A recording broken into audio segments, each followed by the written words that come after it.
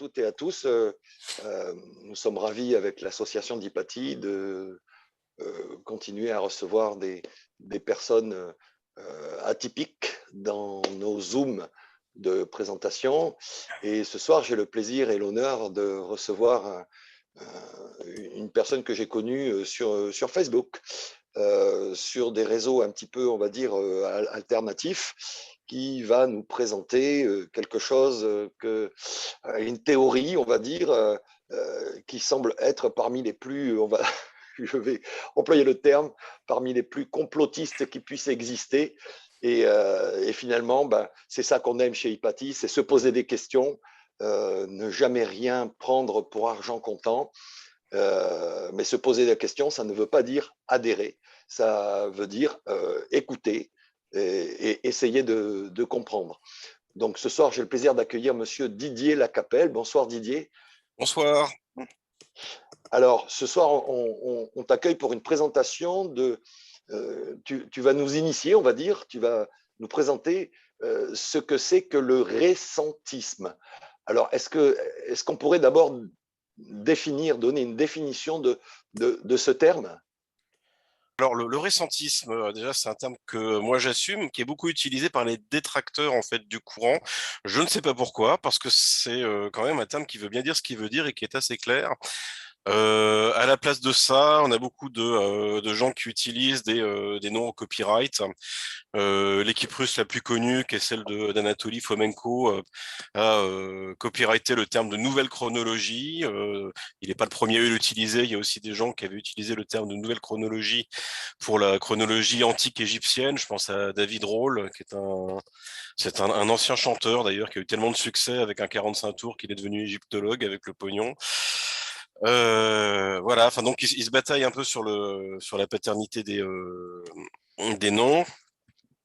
En France, il y a un courant qui a bien marché, c'est le courant de la déprogrammation, qui en fait fait pas forcément tant de travail sur l'histoire que ça, qui est plus là en fait pour nous montrer les faux, on va dire les falsifications historiques, comment la biographie d'un personnage du 19e a été copiée sur un autre personnage, comment on a falsifié l'histoire des Indiens d'Amérique, des Chinois, etc., à travers les sociétés comme les jésuites ou autres. C'est pas exactement ce à quoi je m'attelle, puisque je dirais que débunker, on va dire, les falsifications, c'est plus un début.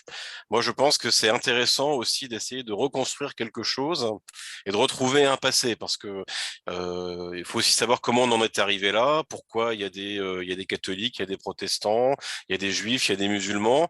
C'est bien arrivé, il y a bien une raison qui fait qu'on a un peu là, une base commune et finalement pas mal de différences. Qu'est-ce qui fait qu'à un moment on n'était pas d'accord sur la façon dont ça s'est opéré? Et je dirais l'avantage avec la religion, qui est un peu mon sujet préféré, c'est que c'est quelque chose qui tient tellement au cœur de la vie des gens que c'est pas quelque chose que vous pouvez falsifier comme ça et que les gens vont accepter spontanément d'endosser. C'est-à-dire, tu peux, par exemple, dire on n'est pas allé sur la Lune, et les gens vont te dire mais si, on est allé sur la Lune. Regardez, en 1969, avec des calculatrices de la puissance d'une Casio d'aujourd'hui, on était capable de faire atterrir un module lunaire à plusieurs centaines de milliers de kilomètres de chez nous, à une précision infaillible. Et pourquoi pas, hein, après tout. Il y a des gens qui y croient, il y a des spécialistes mathématiciens qui pensent que c'est possible. Euh, Donc c'est ça en fait. mais ça, c'est quelque chose qui est pas de l'ordre de la croyance collective religieuse. Je dirais c'est plus une façon de relier une population à un moment donné. Je pense qu'aujourd'hui, effectivement, il y a eu des gens qui ont essayé de débunker un peu la chose en disant on n'est pas allé sur la Lune parce que c'était pas possible et ça a été fait en studio. D'ailleurs, j'ai les preuves. C'était Kubrick. Il y a même eu un faux reportage qui était passé sur Arte pour faire croire que c'était un faux, mais qu'en réalité, les gens qui croyaient que c'était un faux étaient réellement ceux qui étaient abusés. Oui, c'est une double fake Voilà, news. c'est une espèce de double twist, voilà. Mais au fond, je dirais, c'est pas quelque chose qui est assez fondamental dans la vie des gens pour définir réellement ce qu'est une culture. Moi, je me suis attaché à la religion parce que je pense que c'est vraiment au cœur de ce qui importe aux gens. Peut-être un peu moins en Occident, mais je pense que pour des gens qui sont protestants, juifs ou musulmans, qui sont en général beaucoup plus attachés à la religion que les catholiques romains, il y a une très forte connaissance des textes. C'est-à-dire, aller voir dans une église évangélique, il y a des gens qui connaissent très très bien les textes. Aller voir chez les musulmans, il y a des gens qui connaissent très très bien le Coran, et aller voir chez les juifs, il y a des gens qui connaissent très bien le Talmud et qui connaissent très bien la Torah. Donc si on cherche à travers ces textes-là à retrouver une histoire, je pense que ça peut tout à fait les intéresser. C'est d'ailleurs un champ qu'a pas du tout exploré Fomenko, peut-être parce que c'est pas dans sa culture. Bon, lui, il a vécu à l'époque communiste, hein, donc Alors, pour te couper, oui. Didier, Fomenko, alors, bon, je voulais revenir un petit peu pour être clair. Cette discipline, je ne sais pas si on peut l'appeler une discipline ou une théorie, euh, euh, dit en réalité que, pour être clair, que notre histoire est fausse. En tout cas, la chronologie de notre histoire est fausse et qu'il existe plusieurs, euh, comment on pourrait appeler ça, des rebonds dans l'histoire de personnages qui ont vécu exactement la même chose, mais qui s'appellent différemment. Alors là où c'est intéressant quand même, c'est que ceux qui prétendent de cette théorie, alors qu'on l'appelle le récentisme, qu'on l'appelle la nouvelle chronologie, qu'on l'appelle la déprogrammation historique, tout ça sont que des noms, mais dans l'idée, c'est un petit peu la même chose. La chronologie de notre histoire est fausse. Alors ce soir, on ne va pas s'atteler à imaginer pour quelles raisons on voudrait nous faire vivre dans une histoire fausse. Ça, après, c'est chacun pourrait. Je te remercie parce qu'effectivement, c'est une question à débunker. Je pense que j'ai une diapo là-dessus. En général, quand on cherche à te lancer là-dessus, c'est qu'on veut pas s'intéresser au sujet. Il faut être clair. Hein. La Voilà. personne Par ne contre, ce qui est s'intéresse pas au intéressant, récentisme, elle est là pour remettre en cause les fondations du truc. Hein. voilà, à la limite, voilà, on pose des questions quand même. Hein. C'est un petit peu ton travail. Tu t'es passionné. Moi, ce dont je me suis aperçu, c'est que dans ce milieu, ben, il y a pas beaucoup de gogo, quoi. Hein. C'est pas des gens qui sont adeptes de la théorie de la Terre plate ou des choses comme ça. Hein. Tu parlais d'Anatoly Oui, il y en Fomenko. a beaucoup plus que tu ne penses. Alors, c'est possible, en tout cas, ceux que je connais, ceux que je connais petitement, comme ça. Hein. Fomenko, c'est un grand mathématicien russe. Euh, on a, on a d'autres personnes comme ça en France. Je connais un certain Sylvain, dont je ne donnerai pas le nom de famille, mais qui est professeur. Toi, tu es pharmacien. Enfin bon, on n'est pas. À l'origine, il y a des gens qui sont un petit peu érudits et qui ont fouillé la question de façon sans doute un peu scientifique. Euh, les archives, dans ce milieu, il y a aussi Maurice, le, qui a un pseudo, Ulrich Valromé. Je crois qu'il est archiviste, euh, si j'ai bonne mémoire. Bon, il y a des gens quand même qui ont Qu'il est derrière banquier, on va vérifier. un bagage, ou un banquier, oui, un bagage, je dirais, voilà, culturel ou scientifique, et qui disent pas ça comme une lubie ou une autre façon de se rendre intéressant. Toi-même, tu as fait des recherches et des recherches très poussées pour découvrir que il y a des questions à se poser sur telle ou telle période, tel ou tel personnage dans l'histoire, n'est-ce pas? Oui, ta question, elle est très ouverte. Hein. C'est un peu le sujet de tout le diaporama. Donc moi, évidemment, je vais faire un carottage. Hein. Je vais pas Je vais pas parler de tous les sujets que j'ai pu un peu aborder dans mes recherches. Je vais essayer de présenter les choses de telle manière que vous ayez un aperçu finalement assez représentatif de ce que représente la recherche récentiste, des différentes écoles de pensée, de ce que moi j'ai pu chercher, parce qu'après tout, ce que je connais le mieux, c'est ce que moi j'ai pu chercher de mon côté. Je suis pas absolument très au fait des dernières trouvailles de Fomenko parce que il publie en russe et que moi je lis pas le russe, hein. On a des copains qui lisent le russe, mais c'est pas mon cas. Il y a beaucoup de gens qui écrivent en allemand. Moi, je parle pas l'allemand, donc je suis souvent en attente de traduction pour pouvoir un peu savoir où j'en suis. Heureusement, je lis pas mal l'anglais, donc ça me permet d'avoir des versions anglaises qui sont en général les premières à sortir et de faire un peu je veux dire, un digest de tout ce que je peux lire. Et l'idée, c'est un peu d'aller au-delà de ce qu'a pu dire l'auteur. Moi, j'aime bien travailler à partir de sources secondaires. D'abord parce que travailler sur source primaire, ça prend énormément de temps. C'est un temps qu'on n'a pas, hein. On a tous un travail et une vie personnelle à côté. L'avantage de reprendre le travail de gens qui ont déjà travaillé sur un petit aspect qui est pas forcément d'ailleurs totalement récentiste, mais qui peut être connexe parce que ça peut être un sujet qui s'y rattache.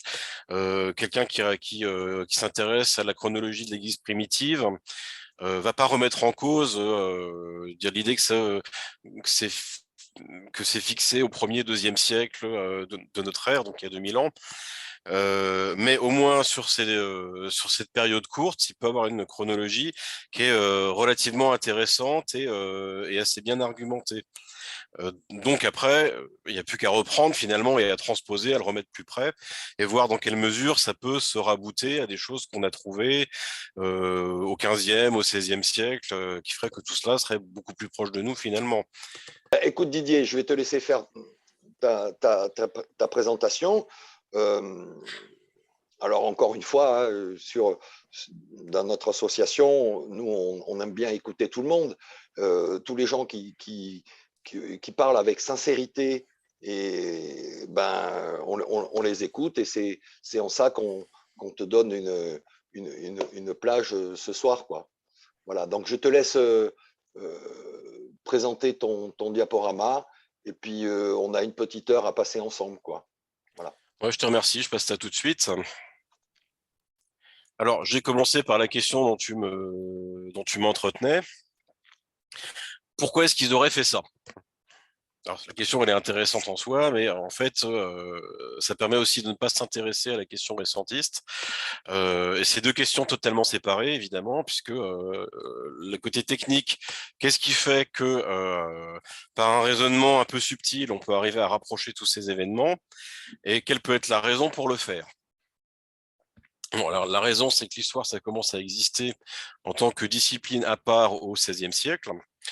Et je vous ai mis un extrait d'un monsieur qui s'appelle William Sterling, qui écrit en 1897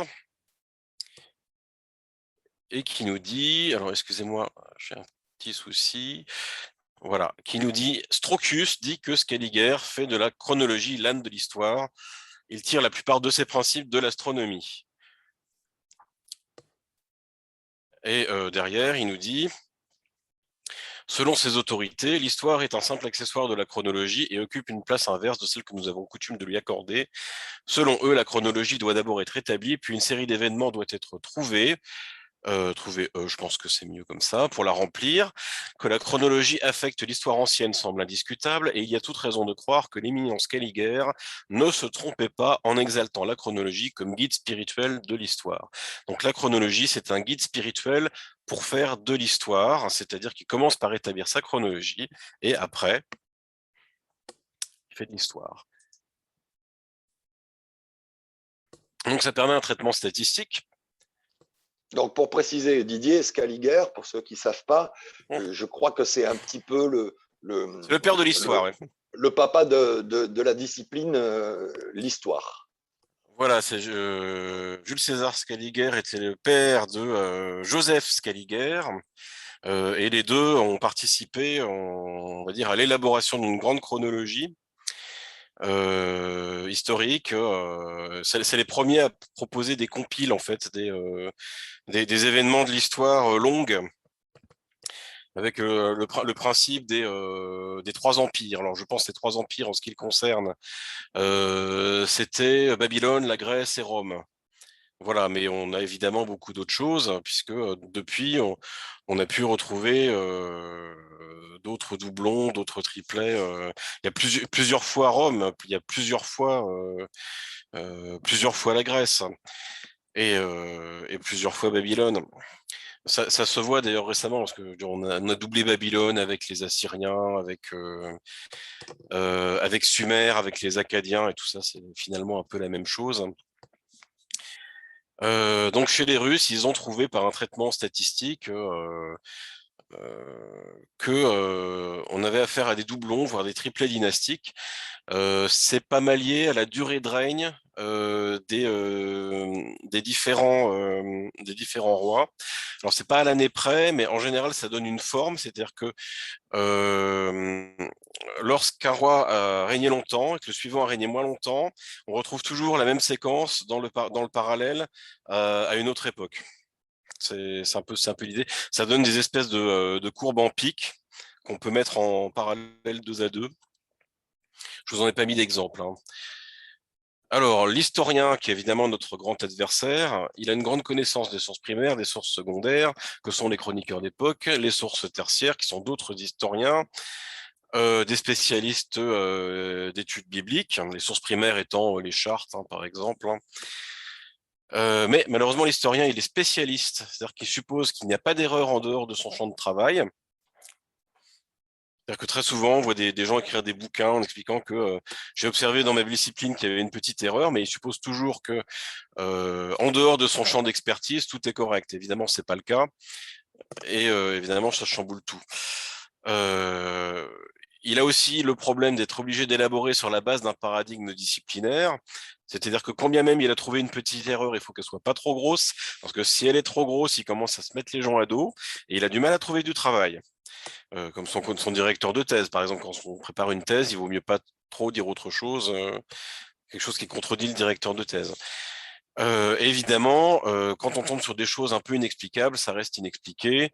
Je donne un truc tout bête, par exemple. Pourquoi est-ce que les prêtres de l'ancien temple de Jérusalem s'appellent les Cohen et que les chefs de guerre mongols au Moyen Âge ils s'appellent les Khan? En fait, ça s'explique assez bien, mais il faut le remettre dans le contexte, évidemment. Il y a d'ailleurs plein de noms un peu similaires à Cohen, hein. Il y a les Cowan d'Écosse qui, en théorie, ne peuvent se marier qu'avec des Cowan, et on ne sait pas pourquoi, puisqu'ils ne sont pas juifs. Qu'est-ce qu'il y a d'autre? Il y a les Cogans ou les Conans en Bretagne, les Koenig en Alsace, tout ça un peu, on va dire la transformation des anciens membres de la caste Cohen. Les curiosités non explicables, alors je vous en ai donné quelques autres. Bien connus, les Égyptiens, c'est un peu absolument merveilleux. Ils ont bâti les pyramides avec des outils en cuivre parce que c'est totalement impossible. Les outils en cuivre sont trop mous et on n'est pas capable de tailler de la pierre avec des outils en cuivre. Mais comme ils avaient que ça, c'est qu'ils ont bien dû le faire comme ça. Donc on se retrouve dans une espèce de serpent qui se mord la queue. Les Égyptiens sont le peuple prodigieux qui construit des pyramides avec des outils en cuivre, alors que c'est impossible. La version alternative, c'est que c'est pas les Égyptiens qui ont bâti les pyramides, ce sont les extraterrestres. À mon avis, la solution elle est plus simple, c'est que les Égyptiens ont bâti les pyramides avec des outils autres. Voilà, ils avaient une autre technique et ils n'ont pas taillé des pierres avec des outils en cuivre. Les prêtres juifs Cohen portent les mêmes noms que les Khan mongols. Quelque chose que vous pouvez observer. Alors ça, c'est au musée des Archives nationales.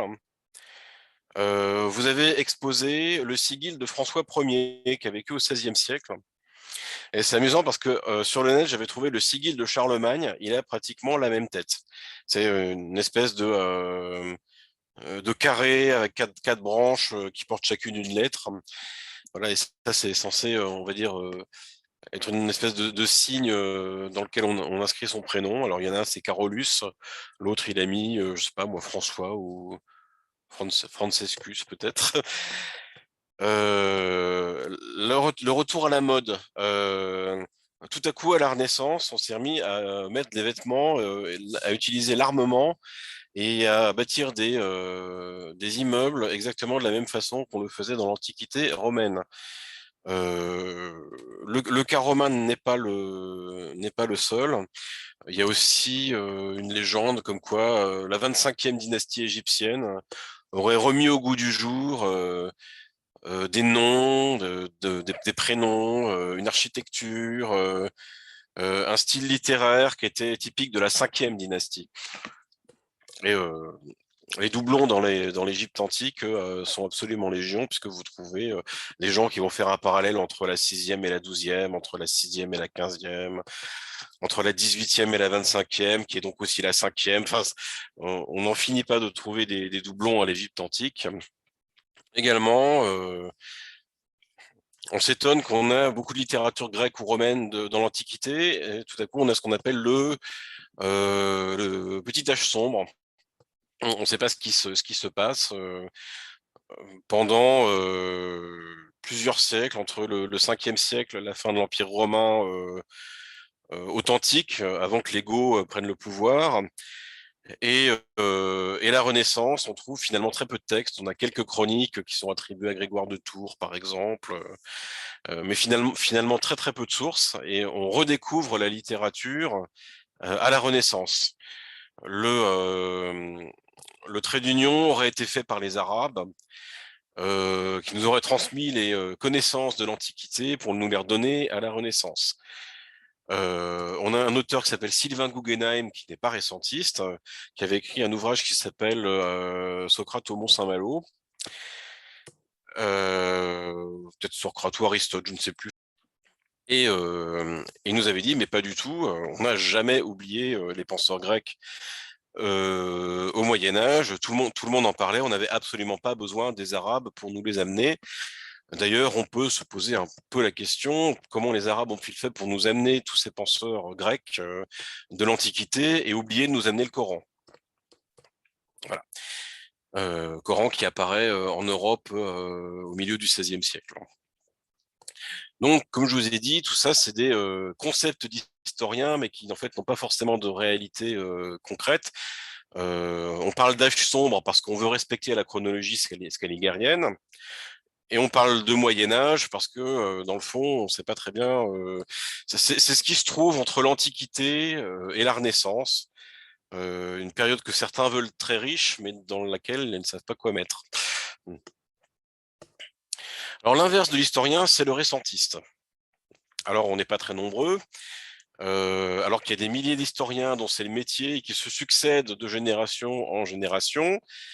Voilà, on est amateur. Nos méthodes sont totalement fantaisistes, puisqu'évidemment, on ne va pas à la source. On utilise essentiellement des analogies, comme je viens de le faire. On a souvent des connaissances approximatives dans beaucoup de domaines, ce qui est mon cas, je dirais. Je n'ai pas la prétention d'être un spécialiste en quoi que ce soit, ni en études bibliques, ni en histoire médiévale, ni en histoire de la Renaissance, ni en Antiquité romaine. Mais j'ai quelques petites connaissances un peu sur tout ça, donc je peux arriver à mélanger un peu beaucoup d'aspects de ces choses pour trouver des choses un peu surprenantes finalement, sur lesquelles vous trouverez toujours à redire, c'est évident, parce que on va souvent faire des petites confusions, on va attribuer le texte de l'un à l'autre, on va être imprécis, mais dans le fond, c'est pas très grave, parce que ça nous permet quand même d'avancer sur des choses très intéressantes. Comme je vous disais, on ne connaît pas les livres d'historiens forcément, on ne connaît pas les sources primaires, on ne connaît pas les ouvrages des spécialistes d'études bibliques, sauf quelques-uns qu'on a choisi d'étudier exprès. Et je vous reconnais une chose, pour les gens qui souhaiteraient m'attaquer sur mes conclusions, tout ce que je dis est faux. Je change d'avis tout le temps. Voilà, donc moi, c'est une proposition que je vous fais. à un moment donné, en fonction des éléments que j'ai pu apporter. Si vous pensez que les éléments peuvent être interprétés de façon plus élégante et plus conclusive d'une autre façon, n'hésitez pas à le dire. Après, ça nécessite de s'investir un peu. Voilà, alors les récentistes, ils sont pas uniques. Les premiers récentistes, souvent aussi de Jean Hardouin, qui est un jésuite qui écrit au début du XVIIIe siècle. Et c'est très étonnant parce qu'au début du XVIIIe siècle, Jean Hardouin nous disait, mais qui est cet Augustin? Qui est ce Jérôme? Qui sont ces pères de l'Église dont on n'avait jamais entendu parler avant?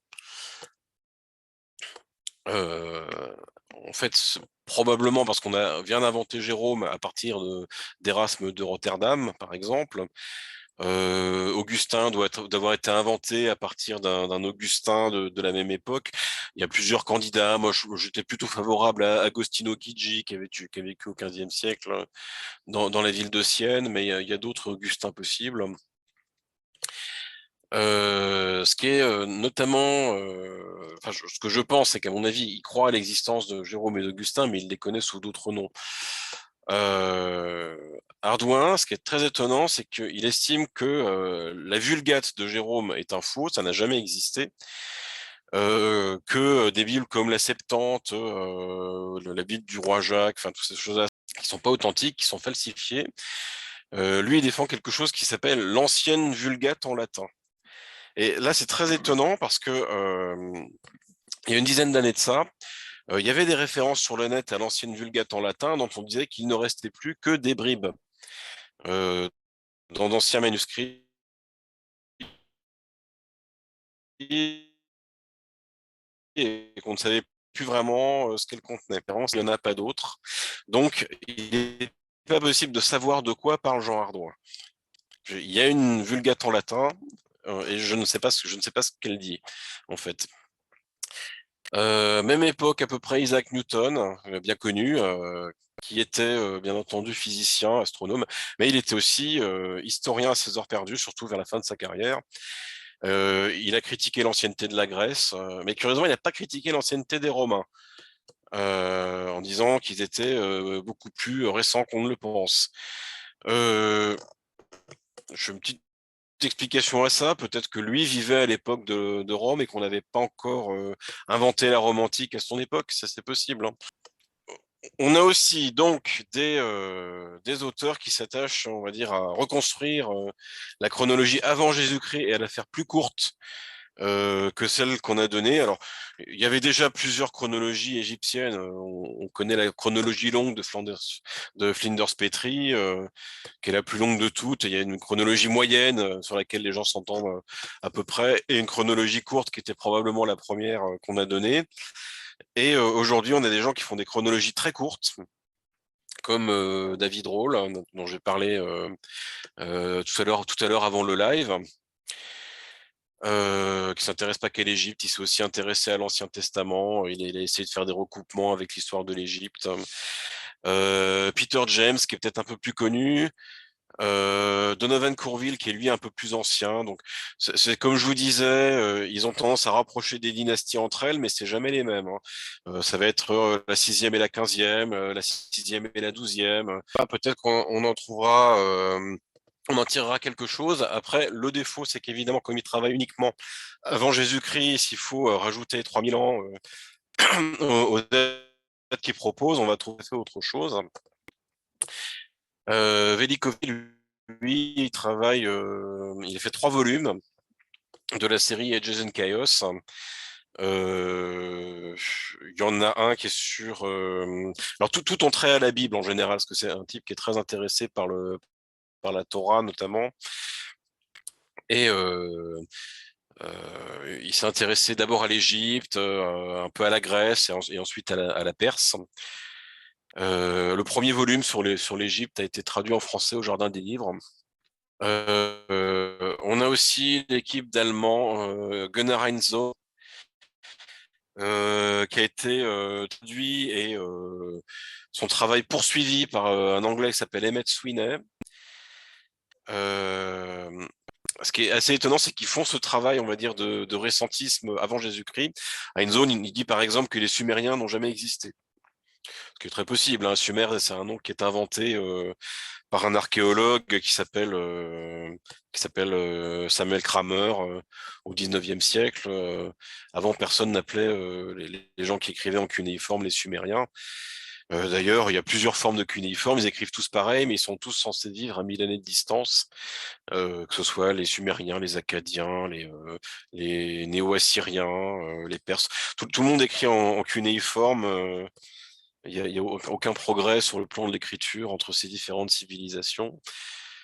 Il faut savoir donc que Heinzon et Sweeney, ils ont aussi travaillé sur le champ du Moyen Âge. Sont partisans de la théorie des siècles fantômes entre 600 et 900. C'est notamment toute la période de l'islam classique. Ils sont un peu politisés, je dirais, dans la frange néoconservatrice, plutôt du côté de Bush, on va dire, que du côté de Saddam Hussein. Du coup, c'est parfois un peu pénible à lire. Et ils suivent un auteur original qui est l'auteur allemand Heribert Illig, qui lui ne travaille que sur ces siècles fantômes, alors que Heinzon et Sweeney ont un peu une double casquette, puisqu'ils sont aussi Égypte antique et Mésopotamie. Un autre Allemand, Uwe Topper, lui, c'est la théorie des 1000 ans de trop. La plupart des auteurs allemands et surtout Topper ont été cités par François de Sart dans un ouvrage de vulgarisation en français qui a un peu mis le feu aux poudres chez nous. C'est sorti en 2006 et ça s'appelait Mais où est donc passé le Moyen-Âge? Alors François de Sart, contrairement à ce que son nom indique, est allemand, hein, mais il est parfaitement francophone. Voilà, et c'est un ami d'Uwe Topper. Et l'idée, c'était que tout ce qui avait lieu en 450 était arrivé en réalité en 1450. Alors, on a un peu travaillé dessus, c'est un petit peu plus compliqué que ça quand même. Si on pouvait se contenter de cette explication, on serait déjà très rassuré. Ça a été repris en partie chez Fomenko, puisqu'il a tendance à penser que le 1, euh, en- au début des millésimes des années, pouvait avoir signifié, d'abord c'était un i à l'origine, comme dans les chiffres romains. Mais enfin, ceci dit, moi ça me dérange pas parce que les chiffres romains à l'inverse utilisent des lettres. Donc pour dire un, on utilisait le i. Donc le fait de le retrouver dans les chiffres arabes ne me gêne pas tant que ça. Mais lui, il a prétendu que le i pouvait signifier incarnatio et en réalité les dates qu'on trouvait en 1450 pouvait signifier année 450 après l'incarnation. C'est pas tout à fait mon analyse. C'est pas inintéressant, mais c'est pas quelque chose que je retiens parce que j'en tire pas de conclusion très pertinente. Sinon, un auteur intéressant qui a un site internet, c'est Christophe Pfister, qui est un Suisse. Qui a des traductions en anglais sur son site, c'est assez intéressant sur les cathédrales qui dateraient du XVIIIe siècle en réalité.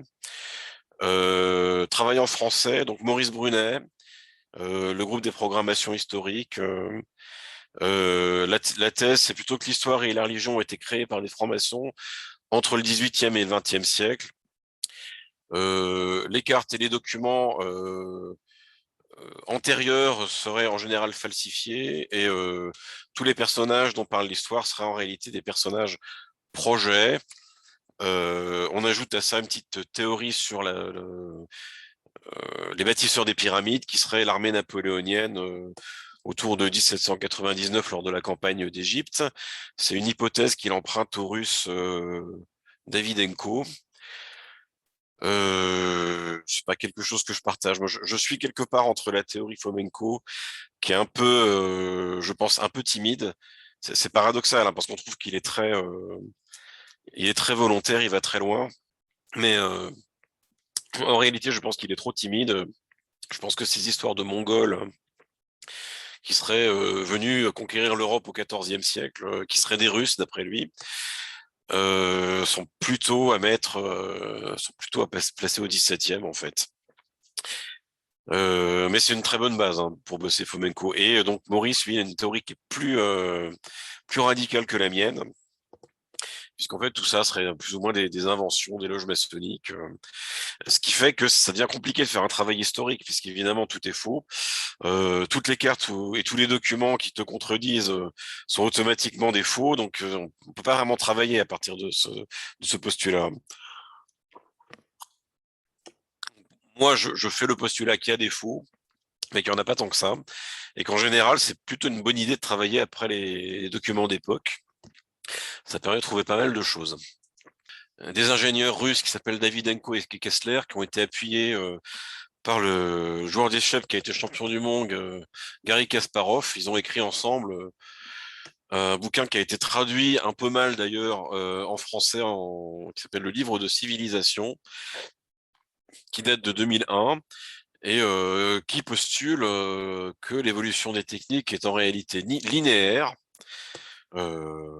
C'est pas absolument certain, hein, mais bon, après tout, c'est un postulat intéressant.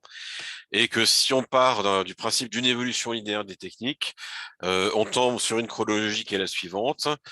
Le fer forgé qui permet de faire des haches et des scies date du XVe siècle, et ça a permis de faire des maisons en bois. Et ça, c'est l'âge du fer. Au XVIe siècle, on voit apparaître des briqueteries, donc des maisons en briques, les premières armes à feu. C'est l'époque de l'imprimerie, de la lithographie, et on commence à imprimer des monnaies. Au XVIIe siècle, on commence à savoir faire du béton, et on va construire désormais des maisons et des châteaux en pierre. Alors, je pense qu'il ne faut pas prendre euh, la chronologie de façon absolue, hein. Il y a probablement des petits deltas selon les régions, selon que le bois est disponible ou ne l'est pas. Et peut-être que ce qui était annoncé au XVIe siècle était possible au XVe, hein. Simplement, il faut retenir l'idée d'une évolution linéaire des techniques qui permet quand même de rapprocher pas mal de choses. C'est-à-dire qu'en gros, avant le XVe siècle, on vit dans les cavernes, hein, faut être clair. Ils ont noté aussi un certain nombre d'impossibilités techniques liées aux récits qu'on fait autour, par exemple, des Mongols qui se déplaçaient dans des yourtes posées sur des chariots roulants. Euh, alors après, c'est hyper pointu parce qu'ils sont quand même ingénieurs à la base. Ils vont expliquer que les roues à 6 rayons en opposition, ça peut pas fonctionner. Qu'on n'aurait jamais pu faire rouler quelque chose de cette façon-là. Euh, on a d'autres auteurs, des Canadiens, qui avaient aussi fait tout un addendum sur des techniques un peu bizarres. Ils disaient notamment que faire des galères à 3 rangs de rames, c'est totalement impossible, parce que quand vous êtes sur le rang des rameurs les plus élevés, votre rame elle fait 450 kilos et vous êtes totalement incapable de la bouger. Voilà, et pourtant, bah, c'est quelque chose qui est communément admis, qu'on avait 3 rangs de rameurs dans les galères romaines. Voilà, autre grand classique de la technique, ça a été popularisé par un certain nombre de vidéos maintenant disponibles en français, sur le fait que les anciens Égyptiens n'étaient pas des tailleurs de pierre, mais des mouleurs de pierre. C'est-à-dire qu'en fait, ils avaient le secret du béton. Certains disent que c'est la recette de la pierre philosophale. À mon avis, c'est un petit peu plus spirituel que ça, mais il y a une base un peu. Il y a une base d'ingénierie, effectivement, qui te permet de faire de la pierre artificielle. Joseph Davidovich, qui est un Français, qui avait montré en 82 que les blocs des pyramides étaient artificiels. Il avait fait faire une analyse au microscope qui montrait qu'il y avait effectivement des fibres de laine de mouton à l'intérieur des blocs pour les solidifier, comme aujourd'hui on mettrait des barres de fer, par exemple, pour le béton armé. Alors l'extension, parce que on s'intéresse surtout au bloc des pyramides, mais pensez qu'en Égypte antique, il y a aussi pas mal de vases extrêmement symétriques, d'une perfection au niveau de la réalisation. Excusez-moi. Des colonnes en malachite extrêmement régulières et brillantes, les statues blanches avec un poli parfait. Et évidemment, c'est pas quelque chose que vous arrivez à tailler avec un burin et un marteau. En général, vous avez plutôt de la poudre de marbre que vous badigeonnez en attendant que ça sèche. Et vendre un peu l'idée que des gens ont réalisé des choses aussi parfaites avec un burin et un marteau est pas tout à fait crédible, et pourtant c'est un peu ce qu'on nous dit. Mes bases personnelles, parce que c'est là-dessus que je travaille, je suis pas tellement sur les techniques. La nouvelle chronologie russe, on va dire, c'est ma base de travail, qui ont proposé 2 versions successives. La deuxième, elle est surtout disponible en russe, et je pense qu'ils n'ont pas vraiment amélioré leurs travaux. Euh, je pense que les premières propositions étaient meilleures. Elles sont traduites en anglais. Vous avez 5 volumes de publiés. 2 existent en russe et sont en cours de traduction, je crois. Plus 22 e-books également disponibles en anglais que vous trouverez sur Amazon, par exemple. Et un certain nombre de petits bouquins en russe sur des micro-sujets, un peu des sujets nationaux, des messies de Crimée, des gens qu'on connaît pas trop par chez nous.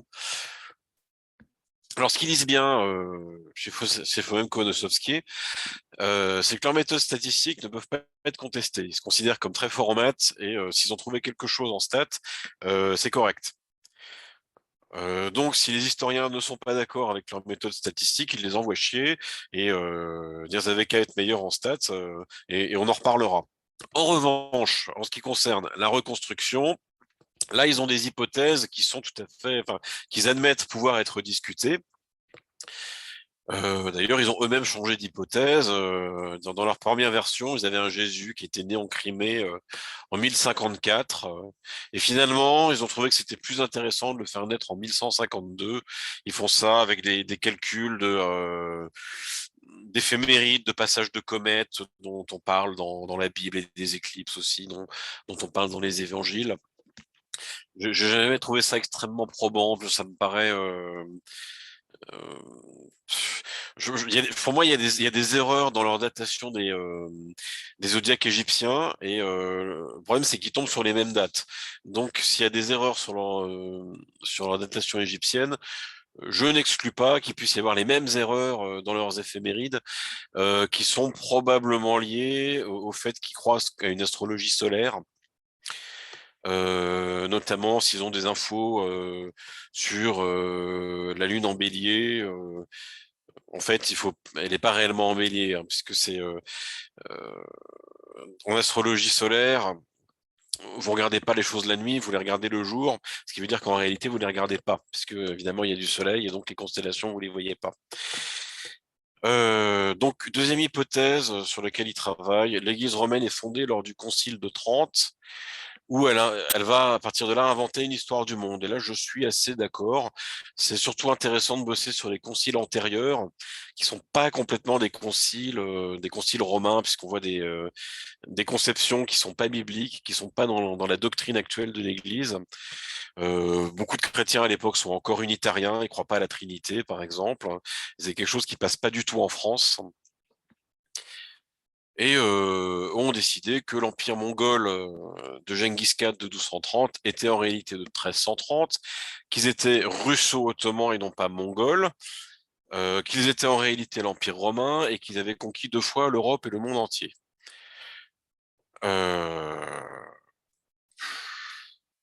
Pour moi, c'est pas l'empire romain, ils sont bien russo-ottomans, et on est encore 2 siècles trop tôt, hein. Par contre, sur le fait qu'ils soient venus 2 fois pour nous conquérir, c'est vrai. Mais pas forcément avec une armée d'occupation aussi puissante que ce qu'ils imaginent. On garde quand même une relative indépendance, hein.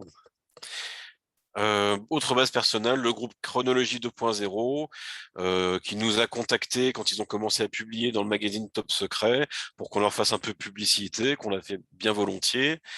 Je vous en ai cité 4 numéros, je crois qu'il y en a peut-être un 5e qui a été publié. Le numéro 100 corrige un petit peu le 98 sur les dates. J'avais fait quelques observations d'ailleurs dont ils ont tenu compte. Pompéi, donc éruption datée de 1631. C'est pas vraiment discutable puisqu'il y a une stèle qui est présente dans la ville de Torre del Greco, qui est située juste à côté du volcan, qui parle de la destruction des villes de Pompéi et Herculanum en 1631. Du coup, ça paraît un peu compliqué de le contredire. C'est une preuve assez solide, je dirais. Mais on en trouve d'autres. On a des gens comme un Allemand qui s'appelle Tchourilov, ou Douglas Conan, qui l'a traduit en français, ont montré également que ce XVIIe siècle était vraisemblablement la bonne période pour Pompéi. Un travail sur les mégalithes aussi, qui serait en fait qui aurait été utilisé par les ingénieurs français qui faisaient de la cartographie pour réaliser les cartes exactes au XVIIe siècle. Alors, je ne sais pas si c'est pour de la cartographie, c'était une hypothèse assez audacieuse. Mais oui, effectivement, 16e, 17e siècle, ça me paraît assez vraisemblable dans la mesure où vous avez des angles, vous avez des alignements qui se trouvent à 40 jours des solstices et des équinoxes, qui correspond à un calendrier romain grégorien, avec des fêtes à 40 jours des équinoxes, que ce soit la Chandeleur, euh, Mardi Gras, des choses comme ça, sont très souvent à 40 jours. À 40 jours des équinoxes et des solstices, vous avez l'Avent, vous avez le carême qui fait 40 jours. Donc pour moi, un alignement comme ça, c'est typiquement catholique romain, et c'est pas avant la fin du XVIe siècle. Chronologie 2.0 a publié sur le compte YouTube de Rock Soccer une vidéo très intéressante. Dans l'ensemble, j'ai pas grand-chose à dire. Je trouve que c'est un super boulot avec lesquels j'ai pas beaucoup de désaccords. Alors, la nouvelle chronologie russe a un défaut, elle exploite pas beaucoup les documents d'Europe occidentale, alors que pourtant on a beaucoup de cartes qui sont anciennes et nombreuses et qui sont pas forcément falsifiées. Ils pensent que la religion est un sous-produit de l'histoire, alors que c'est un énorme champ de recherche. Et ils ont un peu tendance, comme la plupart des auteurs, à nationaliser un peu l'histoire. C'est-à-dire que pour les Russes, tout vient de Russie, pour les Bulgares, tout est bulgare, pour les Turcs, tout est turc. Et évidemment, on a trouvé une Palestine biblique en France. C'est un auteur russe d'ailleurs qui a trouvé ça, Koustalev, je crois, qui a trouvé une Palestine biblique en France. Euh, la Somme, ce serait la Samarie, par exemple. Ils ont trouvé évidemment des échos en France, puisque ça a beaucoup plu. C'est pas mon point de vue. En fait, la nouvelle chronologie russe, contrairement à ce qu'on pense, elle est trop timide, puisque vous verrez sur les cartes que les Ottomans envahissent les Grecs en 1650. C'est visible, hein, vous avez des cartes de 1640, vous avez l'Empire de Constantinople, et à partir de 1653-54, vous avez l'Empire des Turcs. Alors, plein de bases qui ne sont absolument pas récentistes. Je les ai mis tout en petit pour vous montrer un peu l'importance de ces choses-là. Francesco Carota, qui avait montré dans Jesus was Caesar, Jésus est César. Effectivement, il y a des parallèles entre la vie de Jésus et la vie de Jules César.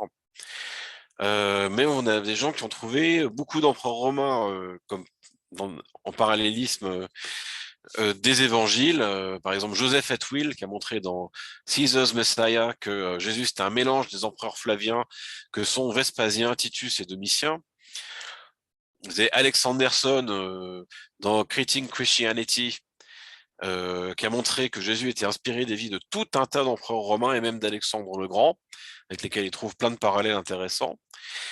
Vous avez Timothy Frake et Peter Gandhi qui vous montrent dans The Jesus Mysteries que Jésus est une copie du Dieu des mystères païens et que donc les évangiles sont aussi allégoriques que le sont les mystères de Mithra, d'Osiris ou de Dionysos. Ceci dit, Philon d'Alexandrie avait dit la même chose de l'Ancien Testament. Il disait que l'Ancien Testament devait être lu de façon allégorique. Comme quoi, c'est pas une nouveauté qu'on a découvert au XXIe siècle. Philon étant un auteur antique, comme chacun sait. Toujours Joseph Atwill, qui a travaillé sur Shakespeare, dans Shakespeare's Secret Messiah.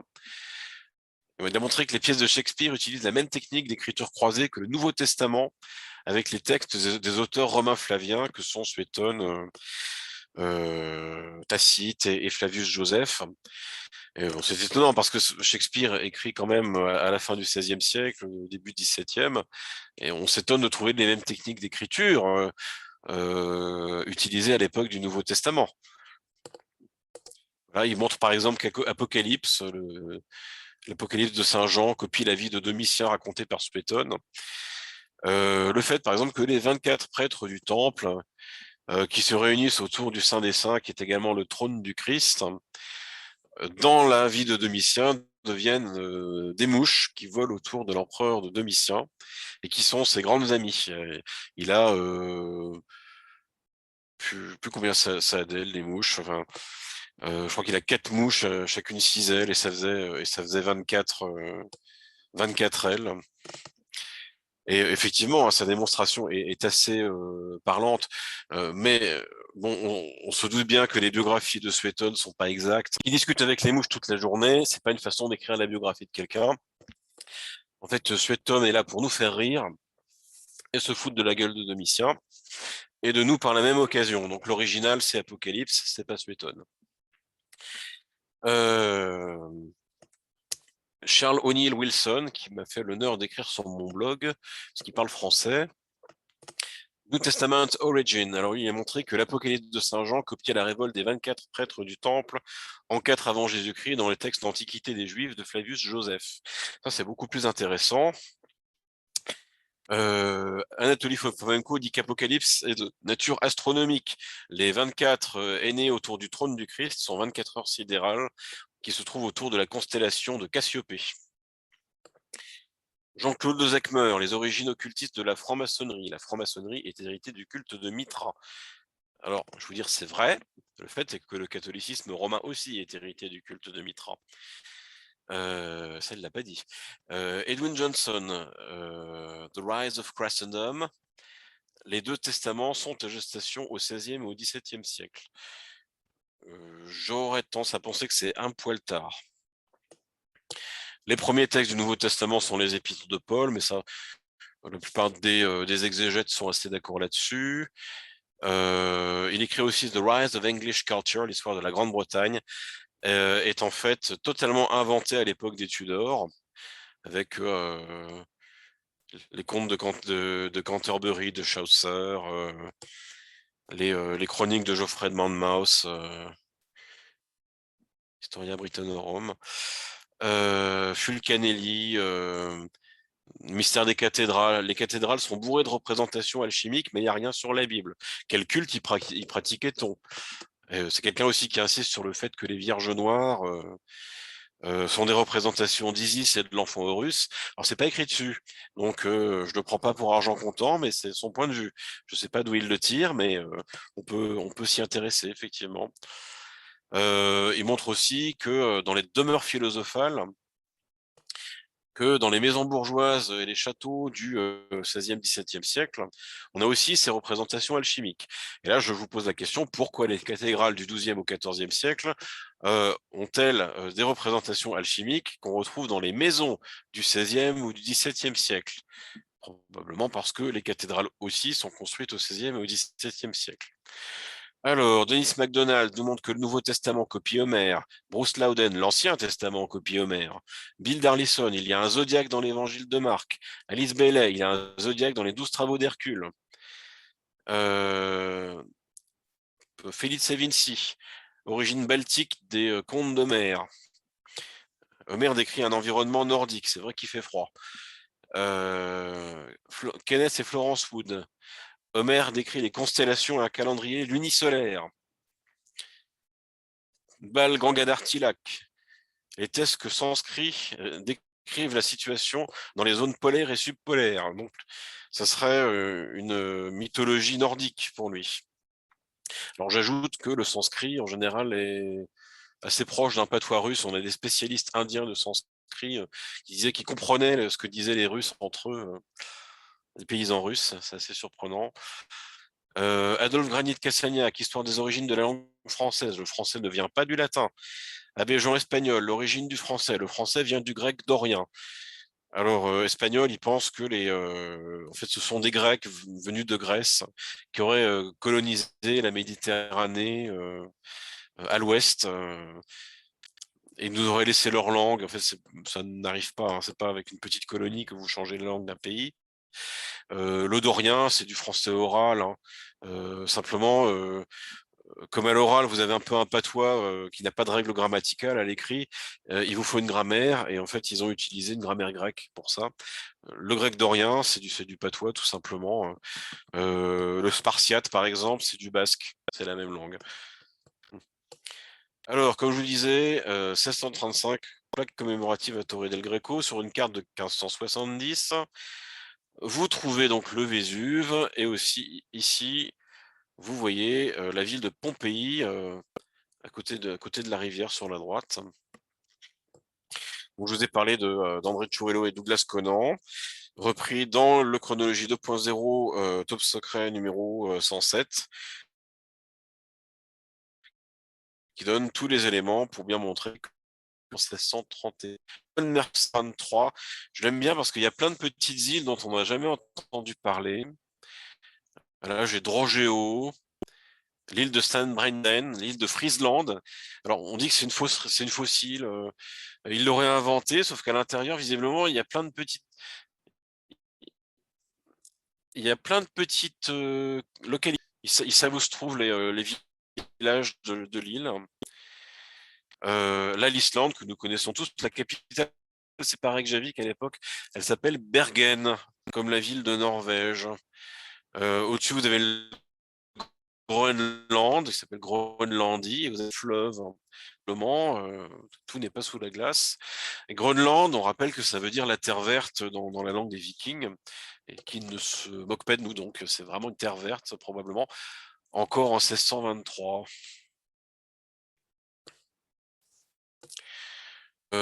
Carte de Iodocus Ondius de 1640. Alors, on voit toujours l'île de Friesland sur la gauche. Sur le cercle de droite, l'île du Brésil. Et oui, avant d'être un grand pays en Amérique du Sud, c'est une île à l'ouest de l'Irlande, le Brésil. À l'époque, la constellation polaire, c'est la constellation du Dragon. On sait que l'étoile Tubagon aurait été l'étoile polaire il y a 4800 ans. Le problème, c'est qu'il y a beaucoup d'étoiles entre Tuban et Polaris qui n'ont jamais été l'étoile polaire, donc j'ai du mal à croire à un glissement progressif. Soit vous avez un cataclysme, par exemple, qui fait que l'axe de la Terre a changé, notre étoile polaire n'est plus la même, ou alors on a changé de convention, parce que là, comme vous voyez, on cherche la petite ours sur la représentation des constellations du pôle, on la trouve pas. On a la grande ours, on a tout un bestiaire avec le cygne, l'aurige. Voilà, mais on ne trouve pas, on ne trouve pas la petite ours, et pour cause. Je pense elle a dû être détachée du dragon probablement plus tard que ça, ou peut-être qu'il y avait plusieurs conventions qui avaient cours au même moment, puisque Ptolémée connaît la petite ours, mais visiblement Ondius ne la connaît pas, et en tout cas ne l'utilise pas. Oronce fine, 1553, description de toutes les Gaules, description nouvelle, puisque Nova. Effectivement, quand vous regardez à l'intérieur, vous avez Gallia Celtica, vous avez Gallia Narbonensis, vous avez Gallia Belgica, et tous les noms en fait qui correspondent à l'Antiquité romaine, telle qu'elle a été décrite notamment par Jules César dans la guerre des Gaules. Et en 1553, c'est la même géographie encore qu'on privilégie. Je vous fais un petit zoom. Gallia Celtica écrit en gros. Vous avez Armorique, et en dessous, dans un autre police de caractère, vous avez Teigne. En fait, c'est la fin du mot Bretagne. Les deux mots avaient cours à la même époque, visiblement. Là, on a la tribu des Séquanes, c'est Séquani en Bourgogne. Les Lémovis, les Neustries, les Lexovis, enfin, tout ça, c'est des vieilles tribus de l'Antiquité gauloise. Et ce qu'on appelle la France, c'est ce qu'on appelle aujourd'hui l'Île-de-France. Oui, il y a beaucoup de légendes d'ailleurs sur le moment où la France est devenue l'Île-de-France. Parfois on dit que c'est arrivé au XIVe siècle. Plus vraisemblablement, on est plutôt sur de la fin XVIe. Jusqu'à fin XVIe, le pays s'appelle la Gaule. Et ce qu'on appelle la France, c'est à l'époque surtout l'Île-de-France. Comme en témoignent des noms de villes, notamment au nord de la région parisienne, des Tremblay en France, ou des Roissy en France. Bah, c'est le nom de la région qui est resté le même en ce qui concerne ces petits villages. La ville s'appelle à la fois Paris et Lutetia. On a les deux noms également mentionnés. Vous avez à la fois Beaune et Vibracta. Je pense qu'elle n'est pas sur celle-là, mais si, ici, en bas de l'image. Beaune et Vibracta, j'ai dû le mettre en plus gros ailleurs. Une chose très étonnante, les tectosages qui sont visiblement au nord de Paris à l'époque sur cette carte. Les tectosages, c'est vraiment des gens qui voyagent énormément parce que vous les trouvez dans la région de Toulouse et vous les trouvez également dans la région de Phrygie qui se trouve en Anatolie, c'est dans la Turquie moderne. On se demande s'il n'y a pas eu une espèce de fusion, de confusion créée entre la Phrygie et la France, puisqu'on trouve des tectosages dans les deux cas de figure.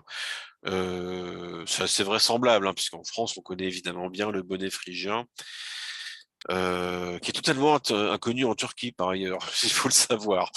Donc la vraie Phrygie, en fait, c'est la nôtre. Hein. Quand les Grecs parlent de Phrygie, ils parlent de la France. Ils parlent pas d'une région de Turquie.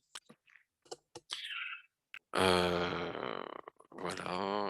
Bon, j'ai pas mis Bibracte en gros. Par contre, vous avez ici Templum Veneris, toujours carte de 1553 de Oronce Finet. C'est aujourd'hui le petit village balnéaire de Port-Vendre qui abrite un port romain antique.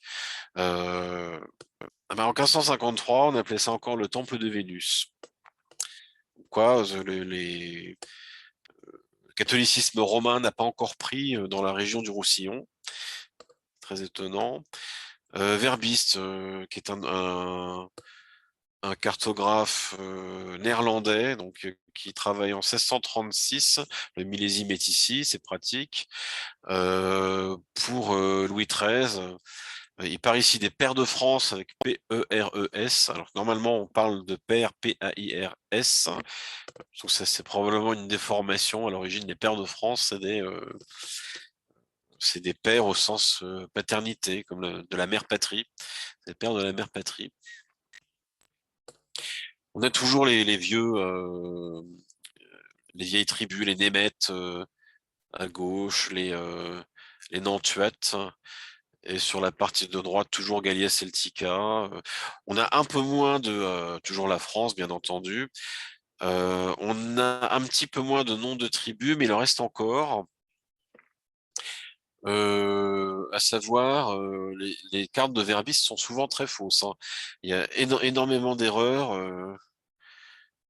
C'est-à-dire qu'en gros, elles ont l'air bien, mais quand vous commencez à regarder le détail, vous perdez parce que les villes sont pas du tout au bon endroit. Ce qui devrait tout dessus est en dessous, etc. Antérieur à Verbiste et parfois un peu meilleur cartographe, Cornelius de Jode, 1592. Ici, Francia Occidentalis et Gallia, c'est la même chose. C'est ce qui est inscrit dans le médaillon que vous voyez ici.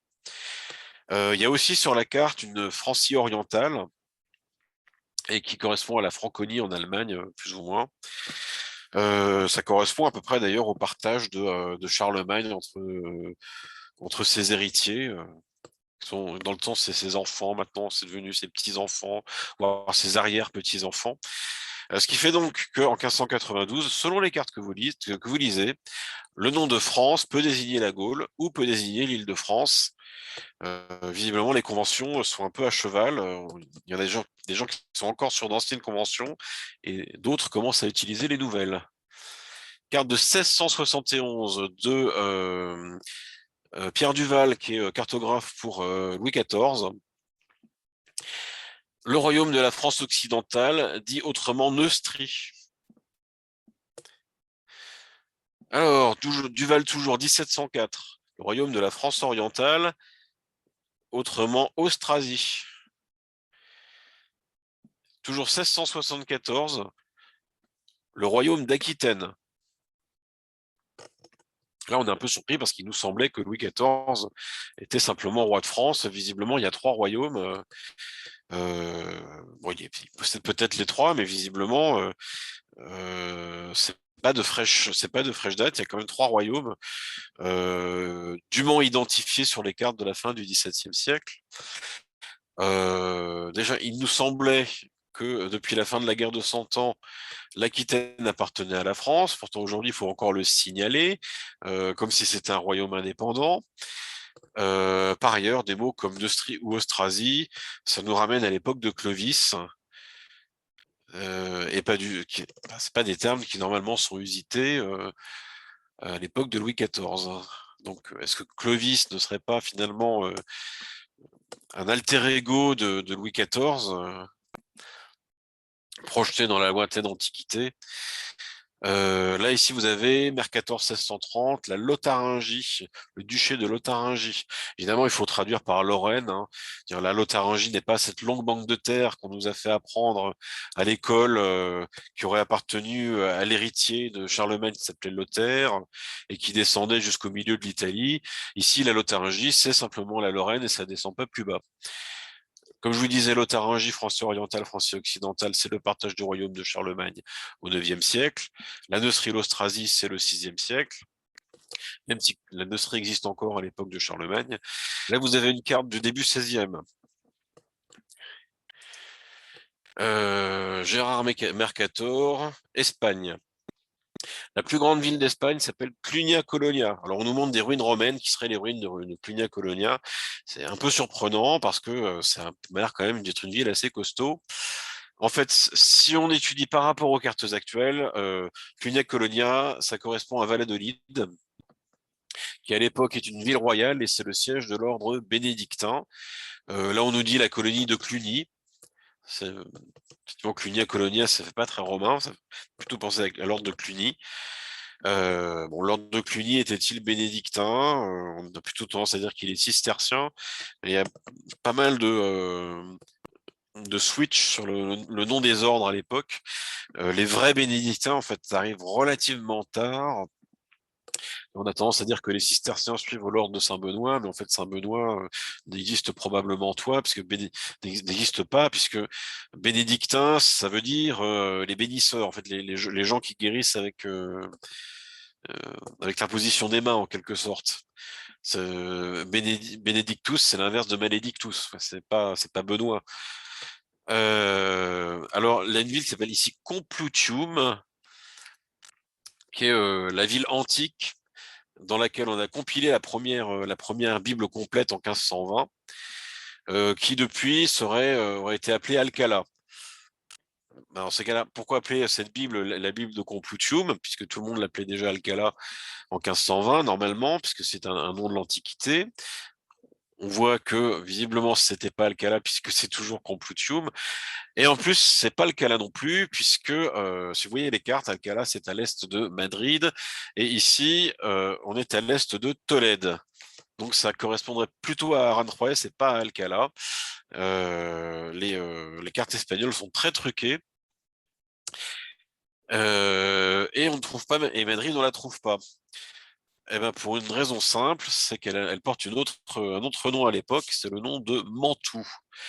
Il ne faut donc pas s'étonner que les ducs de Mantoue soient très proches des rois d'Aragon. C'est qu'en général, ils habitent le même coin et on essaie de nous faire croire que les ducs de Mantoue seraient ducs en Italie, dans la ville qui s'appelle aujourd'hui Mantoue.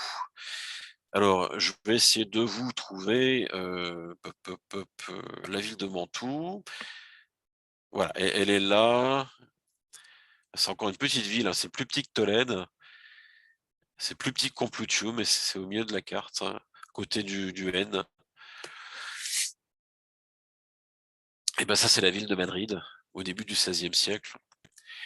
Là, ce qu'on voit, le grand nom en latin, on voit Onen. En fait, il y a écrit Tarraconensis, Évidemment, Tarraconensis, en latin, ça pourrait faire penser à l'Aragon, sauf que vous êtes en Castille. Et effectivement, ils ont inversé sur les cartes, depuis les cartes de l'époque, la place de la Castille et de l'Aragon. Ici, vous voyez encore le Tarraconensis qui est plus petit. Là, c'est Castilla-La Mancha, il y a plus le Léon. Le nom d'Hispania est accordé uniquement au nord de la péninsule ibérique. Vous avez Lusitania qui désigne le Portugal, Bética qui est l'Andalousie, comme dans l'Antiquité. Et la carte date de 1540. C'est attribué à Ptolémée, donc évidemment Ptolémée est un auteur antique. Euh, ce qu'ils nous disent évidemment, c'est qu'ils se sont contentés de réutiliser les noms utilisés à l'époque par Ptolémée, par grand souci de fidélité à l'auteur. Mais ça n'explique pas le Caraconensis à la place de la Castilla-La Mancha. Et ici, d'ailleurs, on trouve à la place des Catalans les Castellani. Les Castellani, donc les Castillans et les Catalans, c'est la même chose. On trouve aussi, d'ailleurs, ici la ville de Carthago-Vetus, Carthage l'ancienne. Plus bas, vous avez Carthago Nova, hein, Carthagène, qui nous fait dire que la Carthage d'Hannibal, ah bah c'est celle-là, pour une bonne raison, c'est qu'Hannibal, son nom de famille c'est Barca, et que les Barca ont donné leur nom à la ville de Barcelone. C'est la tradition qui le dit. C'est ici, Barcinone, hein, c'est Barcelone. Hannibal, on nous dit qu'il a traversé les Pyrénées et les Alpes. On nous a jamais dit qu'il avait traversé la Méditerranée. Pourtant, je vous assure qu'en venant de Carthage, en Tunisie, il faut traverser la Méditerranée, hein.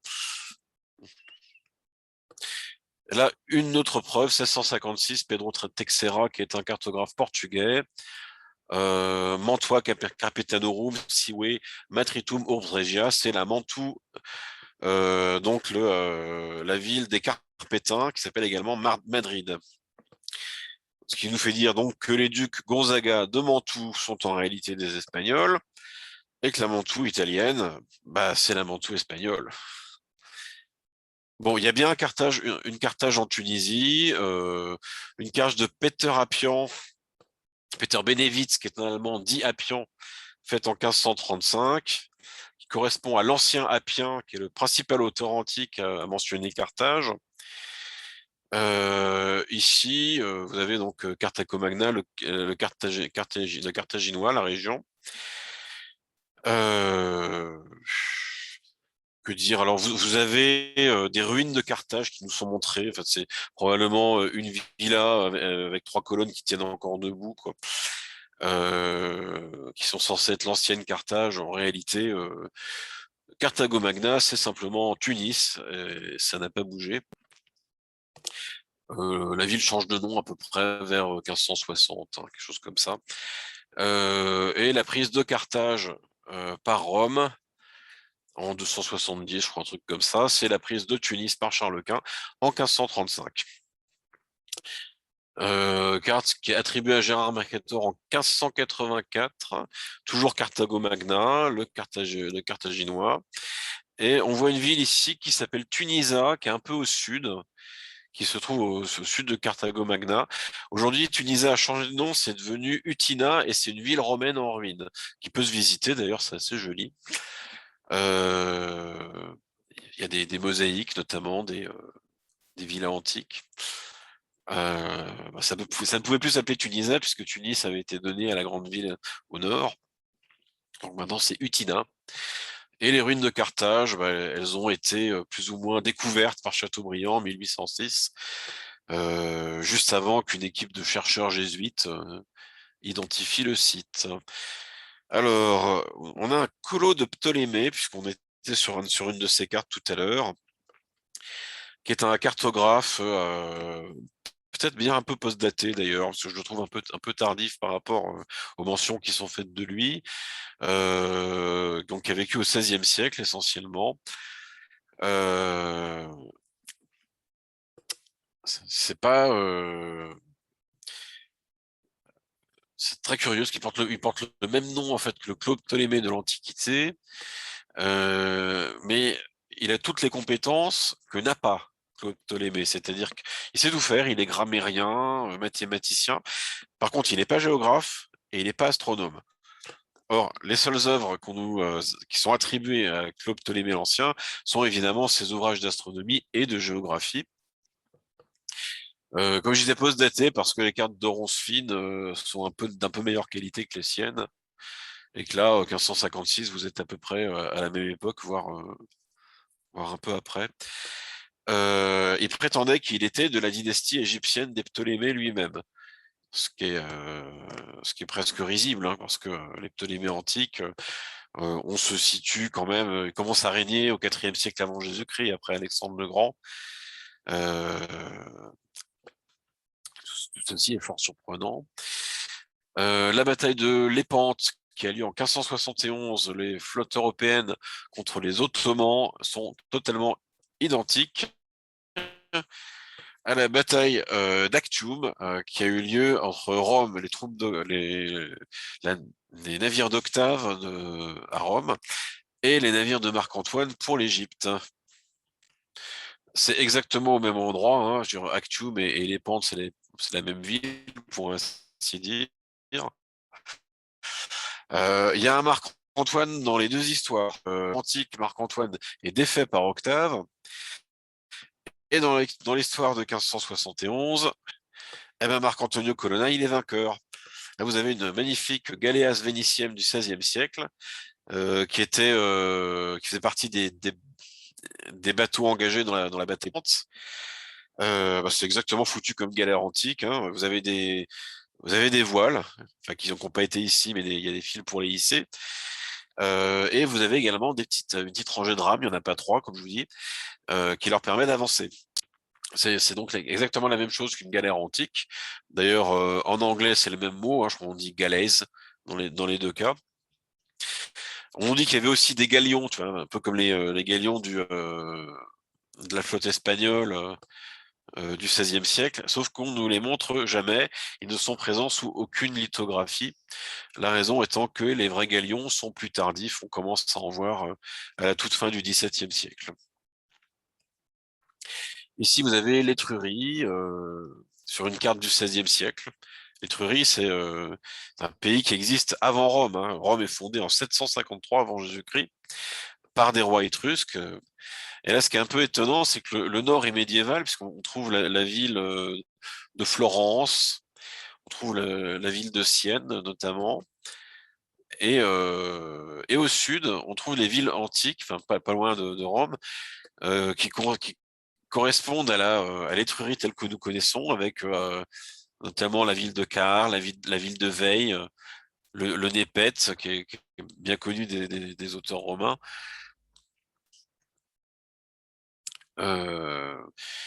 Faut savoir, donc là, vous avez quand même une grande région, parce que c'est la Tuchia ou l'Étrurie. La Toscane moderne ne contient plus la partie sud, c'est-à-dire que maintenant c'est uniquement le nord, avec donc Sienne et Florence. Et l'Étrurie, en fait, est vraiment limitée à la partie sud. Parfois, on appelle aussi cette Étrurie antique l'Albanie, ce qui fait faire aussi des grosses confusions. Alors, les voisins sont également les voisins de l'Antiquité, hein. On trouve l'Ombrie, donc la population des Ombres, les Latins, les Sabins, qui ont affronté ou collaboré avec les rois de Rome dans les textes sur la fondation de Rome. Alors Fomenko, lui, il dit que Florence a une tradition qui était toujours défendue par un petit club d'érudits au XIXe siècle, comme quoi la ville aurait eu une origine slave. Peut-être slave. Moi, j'aurais un peu tendance à dire que plus que slave, j'aurais dit juive, à savoir orientale, en fait, venu de Russie. Le terme slave m'arrange pas trop parce que je tendance à penser que le mot slave s'adresse plutôt à des populations d'Europe de l'Est, donc un peu plus près de nous que les Russes.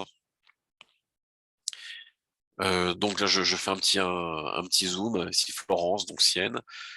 Et ici, comme on voit, Veii, Caire et un tas de noms, les Tarquini, qui est donc le peuple de l'Antiquité des Tarquins.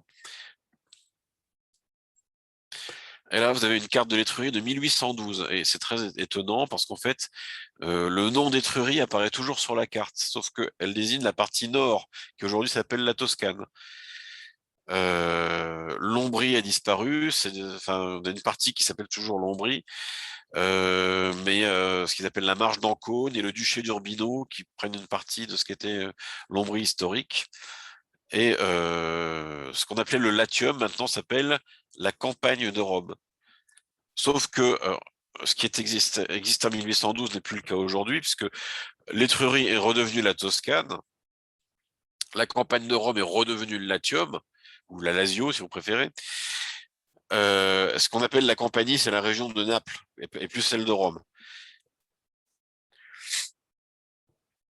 Alors, une carte de 1575 qui montre la ville de Babylone en Égypte, qu'on appelle également le Caire. Oui, parce que dans 90% des cas, le nom de Babylone que vous voyez dans un texte, ça correspond au Caire. La deuxième ville qui s'appelait Babylone, c'est celle qu'on appelle Bagdad à partir du XVIIe siècle. On a prétendu que la seule ville de Babylone était celle de Mésopotamie.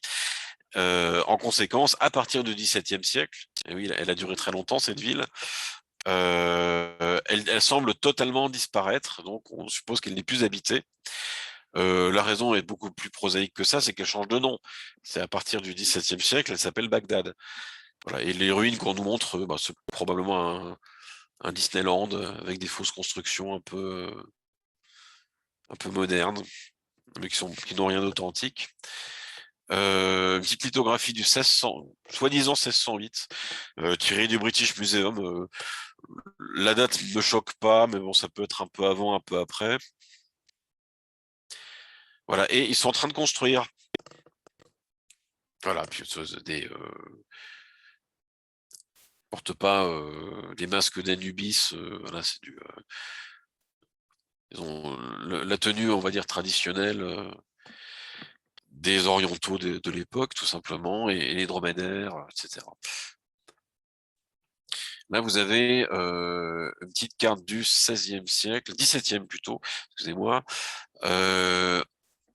Orbis Romanus, donc le monde romain, Seu Divisio Romani Imperi, où la division de l'Empire romain est Distributio Utriusque Imperi, la distribution des deux empires, donc celui de l'Ouest et de l'Est, que vous voyez donc avec la césure au milieu. Et comment s'appellent les différentes divisions. Le diocèse d'Italie, le diocèse d'Illyrie, le diocèse d'Afrique, le diocèse d'Hispanie, le diocèse de Gaule. Là, vous êtes quand même un peu surpris parce que c'est des termes qui correspondent à l'Église catholique médiévale. La thèse défendue par Chronologie 2.0 à laquelle je souscris, c'est que quand on parle d'empire romain, c'est un empire basé sur l'Église catholique romaine, et donc il n'est pas fondé avant 1530 et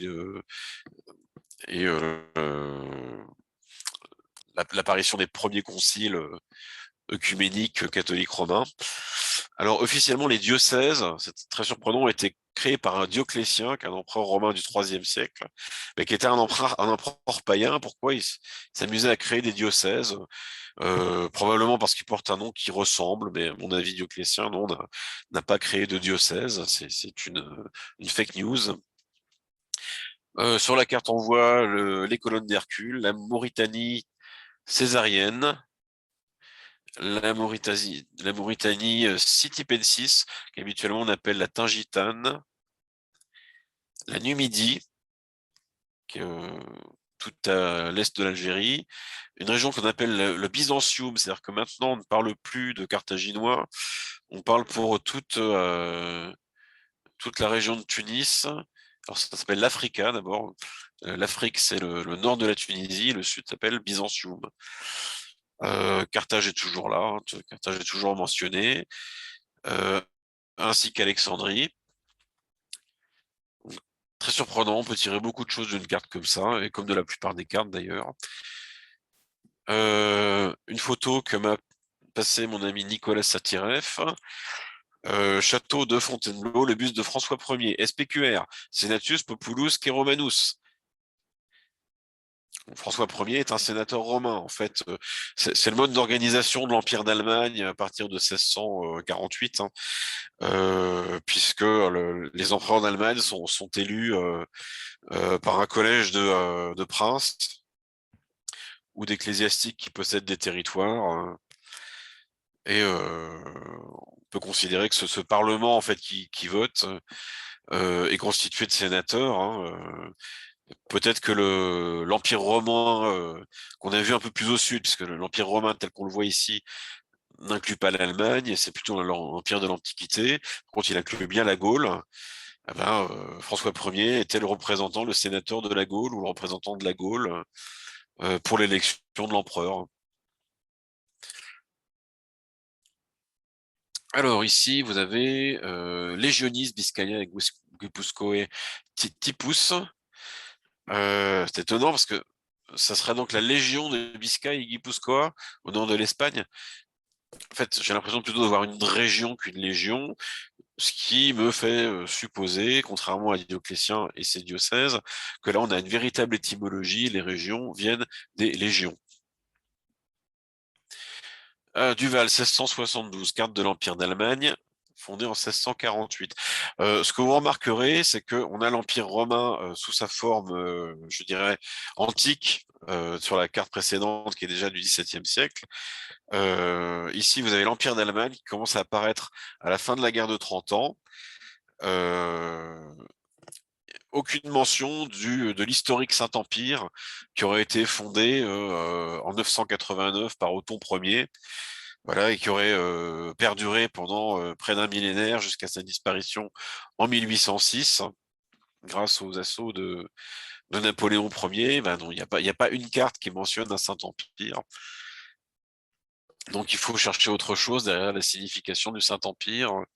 Et j'y passe beaucoup de temps, je dois dire, avec un succès un peu moyen. Je sais pas tout démêler. Si vous avez la chapelle palatine d'Aix-la-Chapelle, pardon, la partie du milieu avec le dôme est censée être du 9e siècle. Et c'est celle-là qu'on appelle la chapelle palatine. Bon, c'est un peu surprenant, vous avez un campanile qui fait assez moderne. La vraie partie intéressante, à mon avis, c'est plutôt celle de gauche. Vous avez des vraies choses très, très anciennes.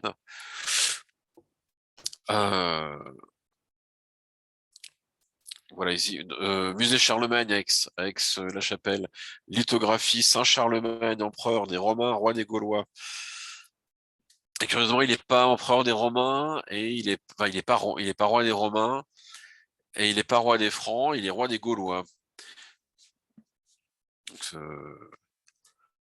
rappelez que Charles Quint, c'est d'abord, Charlemagne, par contre, c'est d'abord un Français, pas un Franc, puisque bien qu'il vive après Clovis, il est toujours roi des Gaulois. En tout cas, on a beaucoup tendance à nous dire que c'est un empereur germanique qui a été roi d'Espagne, mais visiblement, il est très français quand même. Il n'y a pas de dôme à la chapelle palatine, pardon, sur la représentation. Le clocher est gothique en pointe, alors que la lithographie est du XVIIe, hein. Vous avez des tableaux qui disent un peu la même chose. Censé être de 1576, on l'appelle à l'époque l'église Sainte-Marie. Donc en 1576, l'église Sainte-Marie n'a pas son toit en dôme, un toit gothique. 1656, grand incendie d'Aix-la-Chapelle.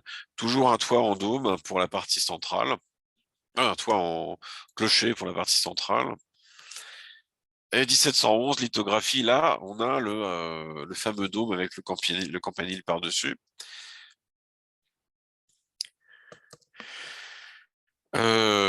Également au centre Charlemagne avec Aix-la-Chapelle, 1818, vue dans l'ambulatoire supérieur de la cathédrale baroque.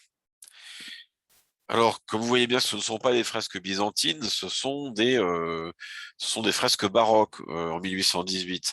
Ce qui nous fait dire que les fresques byzantines, en réalité, sont postérieures à 1818. Et là, en fait, vous les mettez un peu échec et mat parce que il y a eu cette critique effectivement sur le dôme que j'avais mis en ligne il y a quelques années. Et très rapidement après, j'ai découvert que la page Wikipédia avait été changée.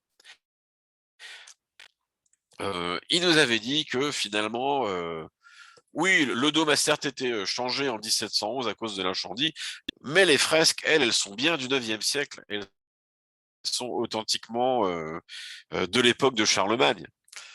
Sauf que, comme vous voyez là, euh, les fresques, même les fresques sont plus tardives que le dôme, puisqu'elles ont été changées au 19e siècle.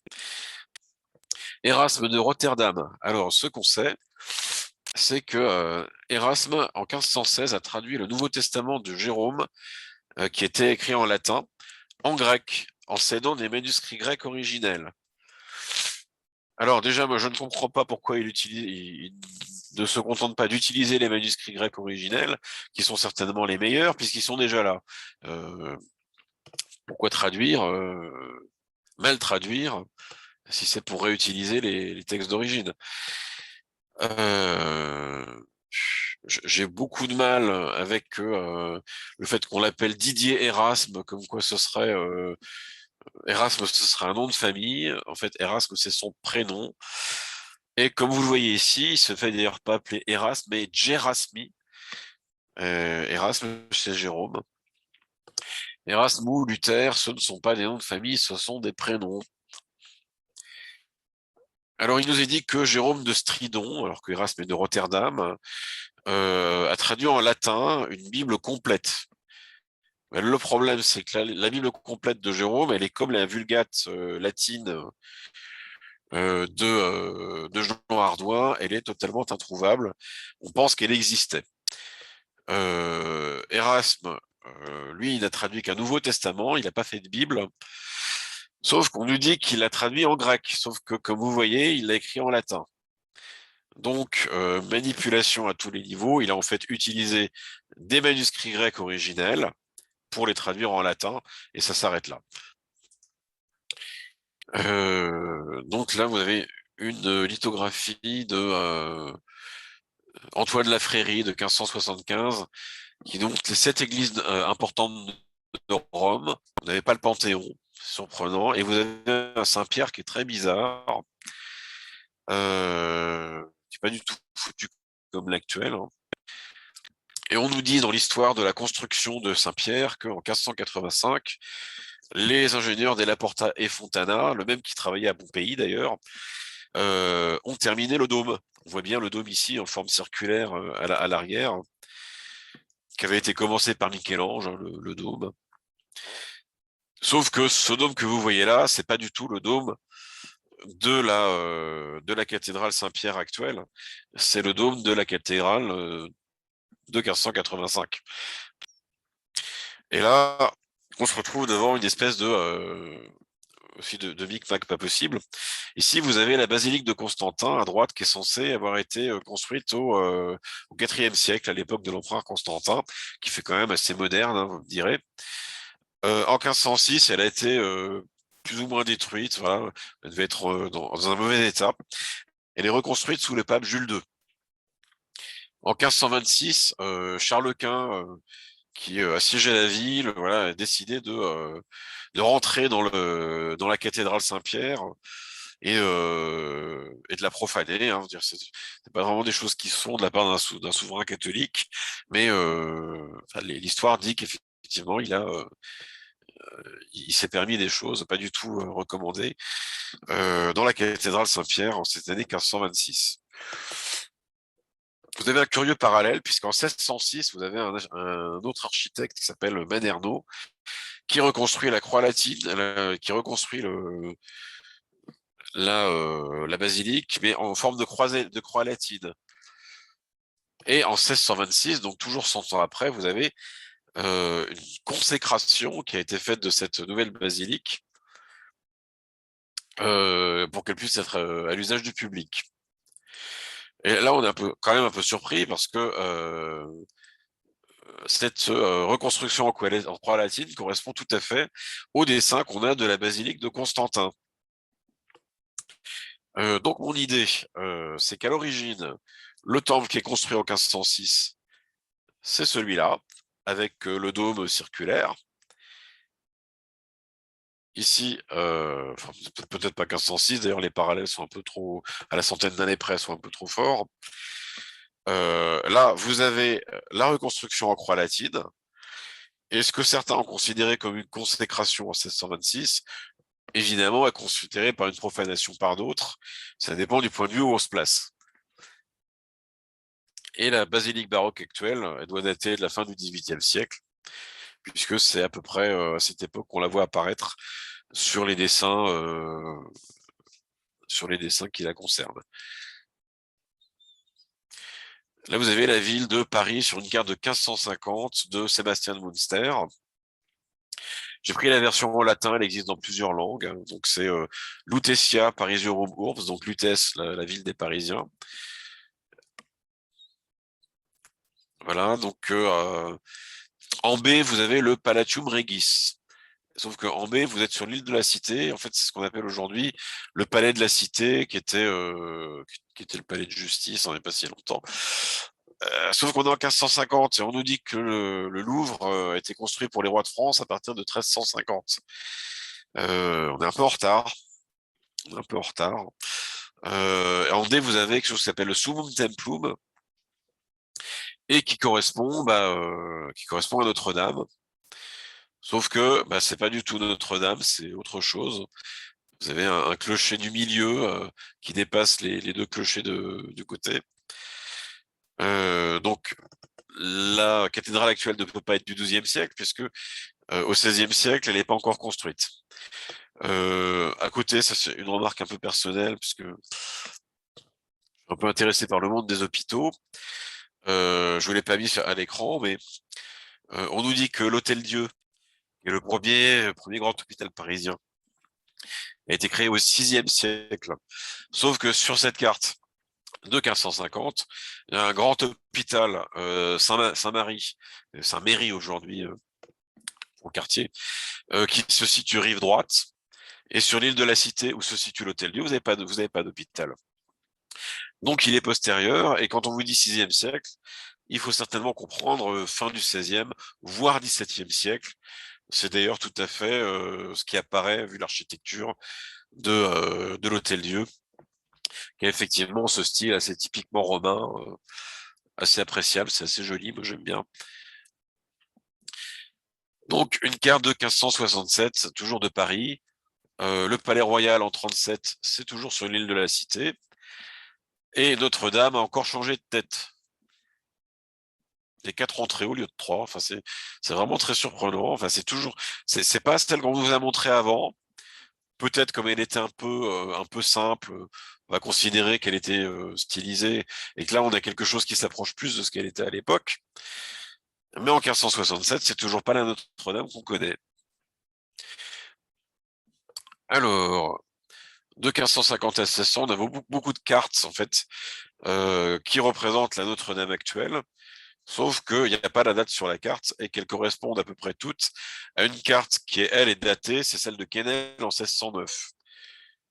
Ce qui, moi, me ferait dire que Notre-Dame aurait été construite entre 1567, à l'époque où on voit une église comme celle-ci, et 1609, où elle s'est transformée en la nouvelle église que nous connaissons. Et je vous remercie, j'ai fait le tour de la question. Il y a beaucoup de sujets à aborder à travers le récentisme, et je pense que c'est bon pour ce soir. En toute sincérité, Didier, je pense que en une heure et demie de conférence, oui, c'est bon pour ce soir. Je pense qu'on en a plein la tête.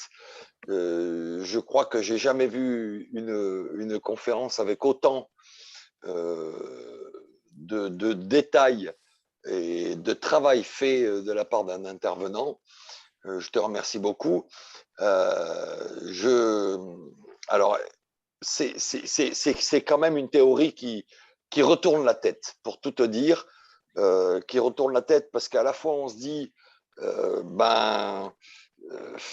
bien sûr c'est probable parce que on s'aperçoit, moi j'ai eu vent par exemple que il y a des il y a des archéologues, des historiens, des choses comme, des gens comme ça qui, au 19e siècle, au 20e siècle, voire même plus récemment, ont inventé des choses. Hein. Je pense à la cité minoenne, pardon, qui a priori n'a jamais existé en Grèce. Hein. C'est un archéologue qui avait été, je ne connais pas trop bien l'histoire, mais qui avait été dépêché sur une île grecque et qui, comme il trouvait rien, il a embauché des maçons, puis il a inventé des, des ruines. Je pense au pays, euh, le Honduras, si j'ai bonne mémoire, ou le Salvador. Je crois que c'est le Honduras qui a, qui a fait reconstruire une pyramide Inca, soi-disant Inca, à un endroit beaucoup plus touristique. Je pense aussi au brontosaure qui, a priori, quand on a mon âge, on a appris à l'école l'histoire des dinosaures, etc. Et le brontosaure, c'était le plus grand, qui mangeait de l'herbe, etc. Et aujourd'hui, on sait que ça a été une fake news, etc. Bon, en tout cas, on s'aperçoit que dans l'histoire, il y a beaucoup de fake news, beaucoup, beaucoup. Euh, Notamment parce que sans doute, dans des siècles antérieurs, on gagnait de l'argent à découvrir des choses. Donc peut-être ça a participé à, à ce que certaines personnes soient aient envie de construire des fausses découvertes, etc. Moi, je vois tout le travail que tu as fait d'archivage, de recherche concernant les vieilles cartes, euh, les doublons dans l'histoire, etc. On est en droit de se poser la question. Et aujourd'hui, je ne suis pas très étonné. Si aujourd'hui, j'apprenais de façon officielle, alors je dis de façon officielle parce que entre nous, c'est pas que j'y crois à moitié, c'est que en réalité, j'espère ne pas y croire. C'est presque de cet ordre-là, de l'ordre du déni. On nous aurait menti à ce point, quoi. Tu vois. D'ailleurs, j'avais envie de te poser la question, Didier, comment on fait pour vivre et être un être humain accepté de notre société aujourd'hui, avec tout ce que tu as découvert. Comment tu fais, toi, intellectuellement? Non, mais je te rassure, tout le monde s'en fout. Hein. On est à une époque de loisirs où les gens cherchent des loisirs et des distractions. Euh, Même, je dirais, leur culture de base, ils y sont de moins en moins attachés. C'est-à-dire qu'on peut un peu leur imposer n'importe quoi et leur dire que c'est leur culture, qui va remplacer l'ancienne, qui est devenue obsolète ou qui avait des défauts. Était patriarcat, était peut-être raciste ou je ne sais quoi. Voilà, mais c'est très facile de faire de l'ingénierie sociale. On a quand même de grands spécialistes qui sont aux manettes aujourd'hui. Moi, je tendance à penser qu'on peut imposer aujourd'hui à peu près n'importe quoi aux gens. Hein. C'est un constat un peu cruel. Je dirais dans les temps anciens, euh, les gens s'en foutaient aussi, mais parce qu'ils étaient surtout occupés à bouffer, à chercher à bouffer. Et on va dire dans la survie au quotidien. Mais si c'était venu à perturber justement cet équilibre qu'ils avaient réussi à atteindre, là, ils pouvaient devenir vraiment un peu agressifs. Je pense pas que tu remettais comme ça en cause les pratiques religieuses au milieu du 19e siècle sans te mettre la population à dos. Aujourd'hui, c'est plus trop gênant, hein, je dirais. Les gens ne savent même plus d'ailleurs ce qui est dans la doctrine et ce qui est hérétique. J'en sais pas forcément beaucoup plus qu'eux d'ailleurs. Quand on se plonge dans les textes, on est parfois un peu surpris. C'est qu'on se rend compte que déjà tous les textes de l'évangile, des évangiles se contredisent.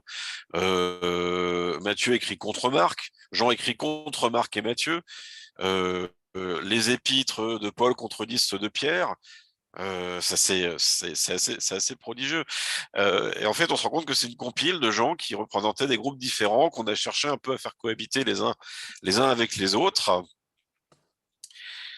Euh, et si on n'est pas attentif, on ne sait pas, on ne sait pas qui pensait quoi. Faut savoir que Matthieu, par exemple, il estimait qu'il était indispensable de suivre la loi juive et de se faire circoncire quand on était un homme. C'est pas dans la doctrine catholique romaine, et pourtant l'évangile de Matthieu, il est dans le Nouveau Testament. Il y a des choses aussi très, très surprenantes qui sont entièrement tirées des doctrines johannites, mais que vous trouvez pas chez Marc, comme la résurrection des corps, par exemple. C'est une doctrine qui vient de Jean. Marc n'a jamais promis ce genre de choses-là. Et aujourd'hui, je sais pas qui parmi les catholiques sait qu'il est en train de réciter une doctrine johannite quand il dit je crois à la résurrection des corps. Parce que c'est des choses qui se disent en liturgie. Et selon les passages, d'ailleurs, certains éléments de la messe sont plutôt pris à Marc, plutôt pris à Jean. Ils se contredisent un petit peu entre eux. C'est très, très amusant de faire le parallèle. Ça mériterait d'ailleurs certainement de faire une vidéo à part. Moi, je te remercie de tout le travail que tu as fait. J'invite tous les éventuels détracteurs, parce que j'imagine et j'espère même qu'il pourrait y en avoir. Je fais partie des gens qui ont envie de savoir, tout simplement, et qui, pour le coup, se disent, ton discours est un discours à écouter, et Oui, non, mais aussi s'ils disent à ça, c'est pas des entendre. détracteurs. Je suis sûr que les détracteurs, c'est des zététiciens de base, dans le mauvais Non, sens mais du terme. je parle pas de cela, Didier. Je parle pas de cela.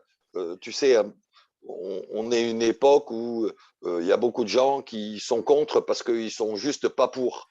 Euh, Oui, donc non, à mais partir de là, des gens, moyennement, moyennement formés d'un point de vue, je